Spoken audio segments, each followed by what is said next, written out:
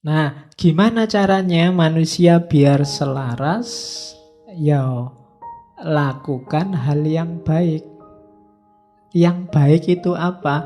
Yang harmoni dengan alam, harmoni dengan akal, harmoni dengan Tuhan. Kamu tidak harmonis dengan salah satu ini aja, tidak akan bisa baik hidupmu. Kalau kamu nggak harmonis dengan alam, kamu sakit. Manusia itu kan, tubuhmu ini kan bagian dari alam. Kalau kamu nggak harmonis, kamu pasti sakit. Nggak harmonis itu salah satu unsurnya terlalu banyak. Itu kan nggak harmonis. Terlalu banyak air ya kembung. Terlalu banyak angin masuk angin. Terlalu banyak, apalagi unsur-unsur hidupmu kan banyak itu. Coba terlalu banyak gula, diabetes. Itu karena nggak harmonis. Oke, terlalu banyak ketawa, stres. Terlalu banyak, pokoknya terlalu banyak. Atau terlalu kekurangan, itu tidak harmonis juga. Harus harmonis sama alam. Yang kedua, harmonis dalam pikiran. Pikiran nggak seimbang, ya itu tadi, stres. Tidak bisa mikir, hidupmu mesti kacau. Dan yang ketiga, harmonis sama Tuhan. Ini lebih bahaya lagi. Kok tidak sholat mas? Hubungan saya sedang tidak harmonis sama Tuhan. Ayo. Aku mewatiri itu. Hati-hati. Nah, saya baru bisa ranjang aku sementara. Enggak. Nah, harus harmonis lagi. Kenapa harus harmonis sama Tuhan? Karena alam semesta dan akalmu dan dirimu itu berjalannya, prosedurnya adalah logosnya Tuhan. Ketika kamu tidak harmonis sama Tuhan, itu kayak tadi, komputer kehilangan prosesor. Tidak akan jalan, hidupmu mesti kacau. Tidak ada tujuannya. Kan nanti ada filosofi yang ngomong tujuan itu. Sekarang tariklah tujuan terus-terusan. Haus, minum. Kalau sudah minum, lega. Kalau sudah lega, ngapain? Terus, itu kan filsafat namanya teleologis, mengejar tujuan. Puncaknya tujuan nanti ke Tuhan.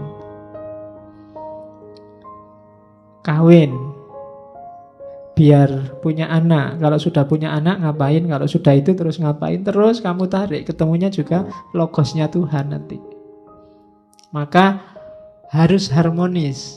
Hidupmu itu baik kalau harmoni. Jadi harmoni itu porsional dan proporsional. Takarannya pas, itu harmoni. Tidak lebih, tidak kurang. Oke. Jadi kalau ingin hidupmu yang baik, yang pertama itu. Yang kedua rumusnya, hidup baik atau tidak baik. Tadi kan kita pakai akal. Yang di luar kontrol kita itu tidak bisa disebut baik dan tidak baik, katanya filsuf Stoa. Kamu kan tadi pingin harmonis dengan alam, dengan akal, dengan Tuhan. Ketika kamu berusaha untuk harmonis dengan tiga hal ini, ya sejauh yang bisa kamu kontrol. Yang tidak bisa dikontrol, ya tidak masuk hitungan. Pak, saya ingin harmonis dengan planet Mars, Pak. Ya kadoan. Susah. Pak, saya ingin harmonis. Tidak, harmonis itu dengan yang deket-deket, yang terjangkau, yang bisa kamu kontrol. Gimana caranya agar ngaji ini lebih santai? Ya, itu kan bisa di dalam jangkauan kita. Tapi yang di luar jangkauan ya tidak usah dihitung. Kalau dihitung ya wong di luar kontrol kita. Gimana caranya yang di ngaji malam ini masuk surga semua? Wah, itu kita di luar kontrol kita. Bisanya cuma mendoakan. Ya syukur-syukur besok kita bisa ngaji filsafat bareng-bareng di sana. Kalau enggak ya berarti ada yang kececeran itu berarti. Oke. Jadi harmoni tidak harmoni jadi tanggung jawab kita, terkena nilai atas diri kita kalau itu dalam jangkauan kita. Yang di luar jangkauan kita enggak. Misalnya ini tetanggaku kulitnya putih-putih, aku sendiri kok hitam ya, oh, ini harusnya jadi putih. Enggak, itu di luar jangkauanmu. Kulitmu hitam kan kamu nggak minta juga. Kalau bahasanya Ghazali, itu bedanya kholq sama khuluq. Kalau kholq itu paketan dari Allah, kita ya sudah diterima aja. Tapi kalau khuluq itu dari kita. Kholq itu kan rambutmu keriting apa enggak, kulitmu hitam apa enggak, bibirmu kayak gimana, itu kan Allah. Kamu enggak dosa, enggak apa-apa. Tapi kalau khuluq ini hubungannya sama dosa, berada dalam kontrolmu. Makanya enggak usah galau kalau rambutku keriting ya Pak, kulitku kok hitam ya Pak. Nah, kamu enggak dosa, tenang aja, enggak usah galau. Iya. Jadi enggak usah terlalu stres gara-gara kholq, karena itu di luar jangkauanmu. Tapi sekarang kan bisa diputihkan Pak. Iya, ya bisa aja. Apa susahnya sih mutihkan? Kamu tinggal beli kapur sama. Ya bagi yang punya uang mungkin berada dalam jangkauannya, mutihkan. Tapi yang nggak punya kayak kita kan di luar jangkauan kita.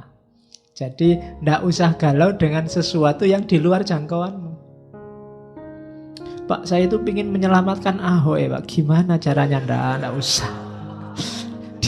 Di luar jangkauanmu itu nggak usah ndaki-ndaki, nggak nyampe. Wong kamu besok bisa makan apa enggak masih mikir mau menyelamatkan Ahok. Jauh. Jadi nggak, yang di luar kontrolmu nggak. Jadi baik atau buruk itu dalam yang bisa kamu kontrol. Jadi yang pertama tadi rumusnya, baik itu yang harmonis. Yang kedua, baik atau buruk itu yang bisa kamu kontrol. Terus yang ketiga, tadi kan disuruh harmonis.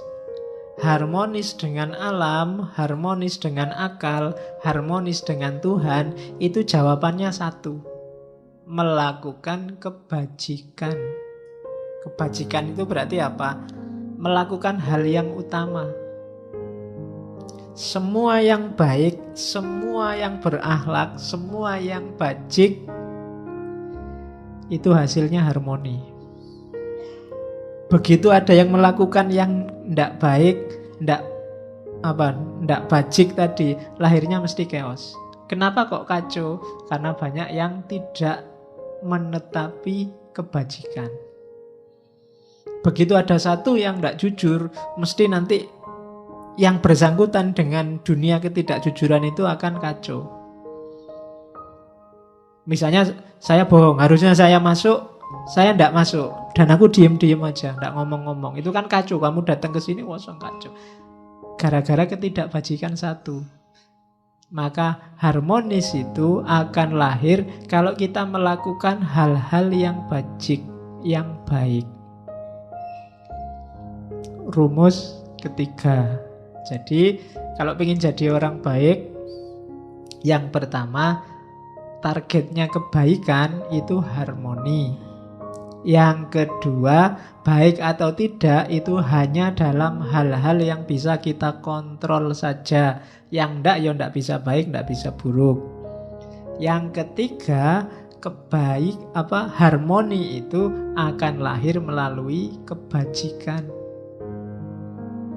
Enggak mungkin dari hal-hal yang tidak bajik akan lahir harmoni.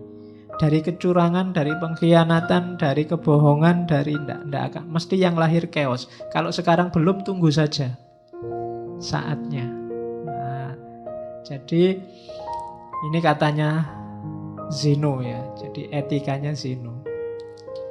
Kemudian yang keempat, oleh karena itu akhirnya apa?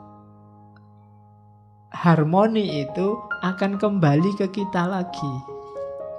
Tadi kan kita mewujudkan harmoni lewat jalur kebajikan. Kalau sudah bajik, akan lahir harmoni dalam jiwa kita. Tenang kita. Jadi rumusnya orang hidup itu katanya Zeno, yang pertama wujudkan harmoni dalam hal-hal yang bisa kita jangkau. Jalannya adalah melakukan kebaikan. Kalau semua sudah kita lakukan, jiwa kita akan tenang, harmonis juga. Jadi 4. Kalau kita bisa mewujudkan 4 ini, kita akan hidupnya enak.